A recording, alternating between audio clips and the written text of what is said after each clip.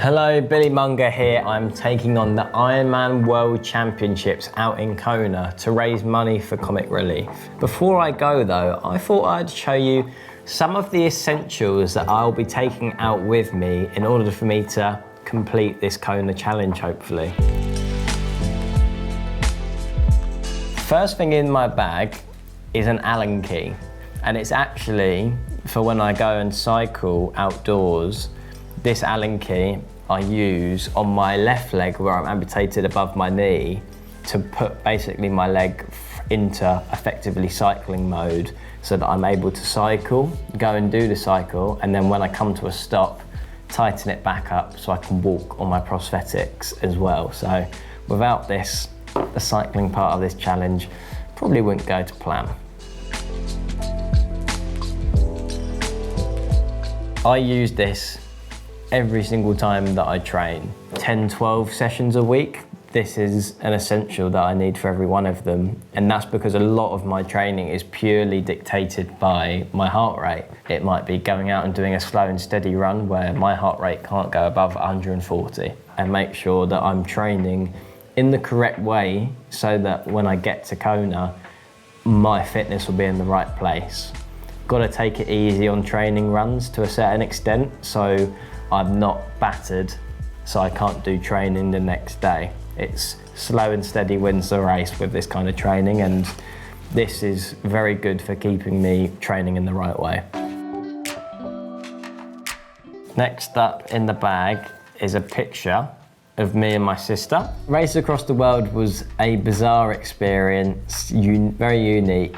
I learned a lot about mine and my sister's relationship, my sister as a character, how good of a teammate she is. Like, that was really, we came together as a team experience, and this challenge is me being part of a team. Although I'm the one taking on the challenge, there's so many people that without their hard work, none of this happens. Everyone is contributing in lots of different ways to allow me to focus on the job at hand, to train as well as possible, and to be fit and ready for race day, which is in about a month's time from now, so that is scary. Hopefully I'll be creating some more memories like this that I can cherish for a while. So next I have sun cream. This is actually factor 30, so I probably need a little bit higher potentially for Kona, because the weather conditions out there are going to be brutal, and that is a huge part of prepping for this challenge. You can be fit, you can be strong, you can be healthy, but if you can't handle the heat, got to get out the kitchen. And so for the last 2 weeks I've been down here at Precision HQ, and I've been in their heat lab, which is cranked up to about 42 degrees, and it's just me getting in there, getting on the bike for just over an hour each day, slowly but surely acclimatizing to that heat. And I've seen big gains even in just a 2-week period. It really has an impact on your body, how well you're able to cool yourself down. And it means that heat exhaustion and factors like that are definitely a huge risk taking on this challenge.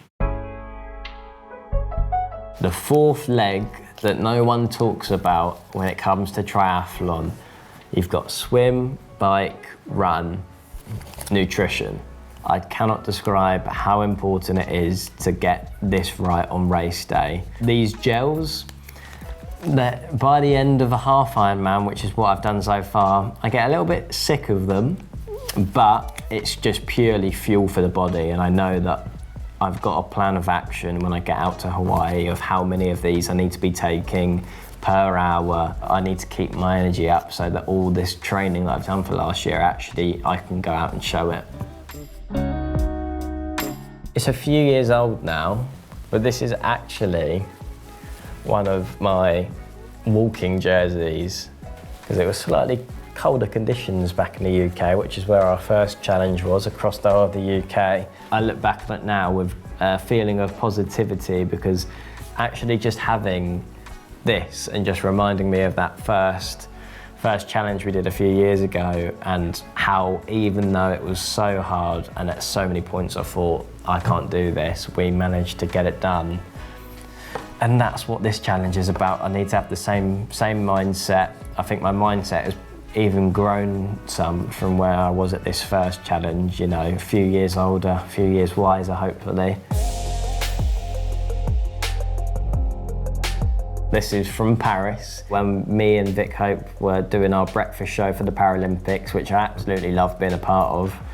Again, was so amazing to see incredible athletes and to watch the para-triathlon, very relevant to what I'm doing with this challenge. Vic was actually involved in my first Comic Relief challenge, so she came in, greeted me at the end of day 2, I believe, after we did 65 miles on the bike that day, which 65 miles sounds like a lot at the time, and I thought it was a lot, but an Ironman's 112 miles, and it's all back to back. So very, very different level of fitness that I'm at now compared to when I first met Vic. But yeah, she was great. She really supported me through that first Comic Relief challenge, and Paris was a great experience. She's a absolute pro as ever. Wouldn't have done it with anyone else. So yeah, very glad for that experience. Love golf, played a lot of it really before I started training for this challenge, but I haven't had time to play much golf because training takes up so much of your week, and a round of golf is a little bit more draining physically than you might expect on top of all that training. Once this challenge is done and I'm out in Hawaii in Kona, maybe a round of golf would be nice. Thanks so much for watching. You can see how I got on out in Kona on BBC One as part of this year's Red Nose Day.